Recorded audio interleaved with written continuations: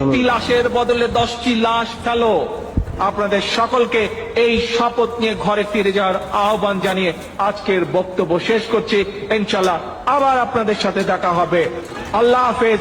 পাকিস্তান জিন্দাবাদ, বিএনপি জিন্দাবাদ। এখন অত কিছু ভাবার সময় নাই। লাশ পড়লে পড়বে, যত লাশ তত তাড়াতাড়ি হাসিনার দিকে।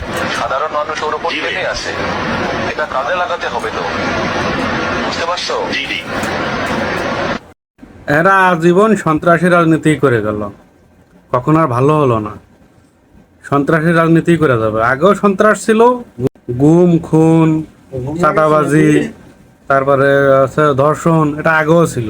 2001 থেকে 2006 যখন ছিল তখনও ভরপুর ছিল, এখনো আছে। তবে এইভাবে প্রকাশ্যে কোনো রাজনীতিবিদ এভাবে হুমকি দামকি দিয়ে খুন করার অর্ডার দেয় নাই এই নেতা যেভাবে দিচ্ছে।